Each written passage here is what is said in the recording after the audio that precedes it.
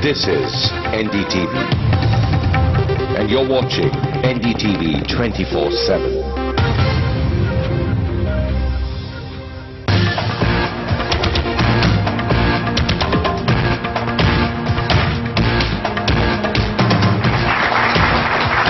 Hello and welcome to the big fight. Many people, many economists say that this is the single biggest item on the reform agenda that is still left to be introduced. Having said that, it's also an issue that completely polarizes the country into two camps almost, and politically it is most certainly a hot potato, and yet for some reason it doesn't really get discussed as often as it should.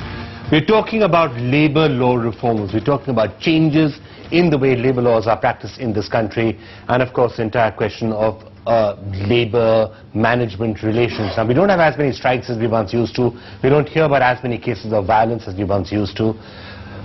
Far left violence is now associated more with the Naxalites than it is with militant trade unions, but this is a problem that we should not brush under the carpet. It could come back and raise its head very soon. So we're going to be taking a look at this entire issue. It gives me a great pleasure to welcome onto the program Mr. Gurudas Dasgupta, a Lok Sabha MP from the CPI. He's also the All India General Secretary of the All India Trade Unions Congress. He's actually there in the ITAC office, not with us here in the studio, essentially because there is a strike taking place in Gurgaon right now, and he's got many of those workers there in his office as we speak. So Mr. Dasgupta, we're really glad you took some time out to join us on this program, and we'll allow you to get back to those striking workers very, very soon. Dr. Amit Mitra, Secretary General of FICCI, has been one of the people who has been particularly articulate and forceful in saying that this is the piece of legislation that this country really needs if it wants to grow fast. So we're going to get your views on that. Manish Sabharwal joined us on a similar program a few months back and said, why don't you ever discuss something like labor law reforms? You put it rather more impolitely than that, sir. But we are now having it. So I'm glad to have you here with us. Thank you. Jagdish Khattar, I think the last major incident of trade union trouble was to do with Maruti Udyog when you were there and you were in charge. So now that you have your own company, I want to get your sense of where we head. Great pleasure to welcome Mr. Lakshma Reddy, All India General Secretary of the Bharatiya Mazdoor Sangh, which is one of the most powerful trade unions which is not affiliated to the left. Manish Sabharwal, last but not least, Chairman and Co-founder of Team Lead Service, one of the largest staffing HR service companies in India. It will be great to get your sense of it. Why don't you start off, Dr. Mitra, by making, if you like, the case for why we need to do this and we need to do this now. Make drastic changes in labor laws. Well, first of all, let's understand that the labor laws are outdated. Believe it or not, the contract law was formed in 1970, and all laws were prior to that outdated. 200 labor laws, 150 at the state level, 50 at the central level. How can this country function? New definition of workman, where 3.5 lakh paying workman on in the airlines, pilot, is equated to a 3,500 rupees fellow who is also a workman, needs a redefinition. No strike rule. You have to have a democratic right. Come and vote on a strike ballot. Multiple trade unions. Do you know that Nayaveli Lignite Corporation, a good public sector company, has 50 trade unions? Why is it that we only seem to talk about labor laws or labor relations or the rights of the workers when they actually do strike?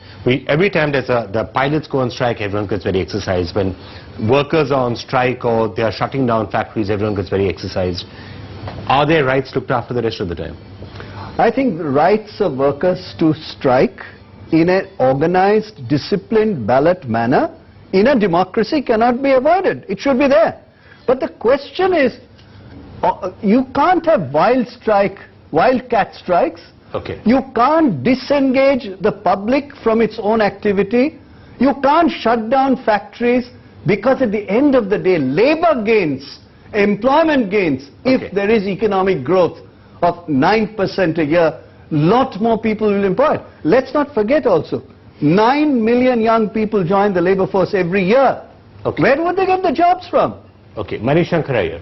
I think it's absurd to suggest that there is any direct correlation between high growth rates and high employment growth.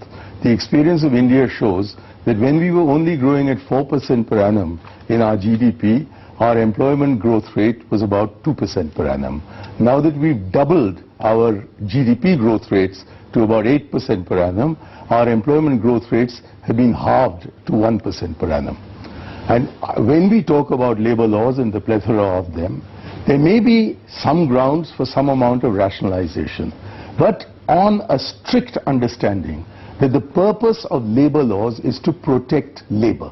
But when the capitalist class, and I'm deliberately using this class term, when the capitalist class decides that they wish to increase the size of their cake by saying that they will get more organized to make labor get less organized, that is when my hackles go up. Is that for the As for capitalists? example, in the case of Contract Labour Act, which Amit just now mentioned, we'll come back to. Okay, we'll come to the specifics, but on the broader issues, have labour relations been improving, and do labour laws need to be changed? And is this just a capitalist ploy to increase its own share of the pie? We must protect the workers. Even the management would like. But do we want to protect the workers? Today we are protecting the jobs. And in that process, new jobs are not being created. You have, I think it's mentioned about number of labour laws that you have in the center and in the states. And let's go back a little bit more, that why do we need it? As you mentioned, we are going to have about 8 to 10 million new workers in the market every year. Manufacturing sector has to grow. If I can just ask you, sir, do you first of all agree with what he said, that by and large workers are being better looked after now, and management wants to look after its workers better? No. Is that the case, or is that not the case anymore? No, sir, I don't agree, because in terms of number there may be huge labor laws, but what we witness, what we find in day-to-day affairs is they are more violated than implemented. So first our demand is, let the labor laws be implemented. Even after 60 years of independence, our struggle is for implementation of minimum wage. Our struggle is for implementation of Provident Fund, ESI, other social security measures which are enacted by the Parliament. So our labor laws have not become an impediment for employment generation at all.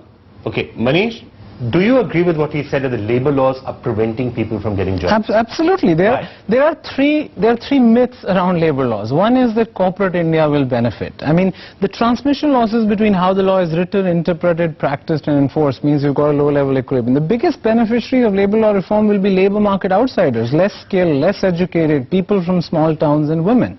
The second myth is that trade unions or left parties are pro-labour. They are pro-organized labour. That is 7% of India's labour force. 93% of India's labour force is in the unorganized sector, which does not have trade union membership or angle. And the third myth is that there are no costs. I disagree with Mani when he says employment elasticity since reforms began. Is 93% of India, we are breeding unorganized employment because of our labour laws. We are breeding unemployment. 26% of India is practically unemployed, partly because of labour laws. The second important one is we are encouraging the substitution of people by machines. You substitute, but if you want the capital substitution of labor, we are accomplishing that with our labor laws, while India should be focused on increasing the labor intensity of our growth. And a third important one is, it's finally the only way to get people out of poverty is to get them into jobs. If we did labor law reform, the three E's, education, employability and employment, if we did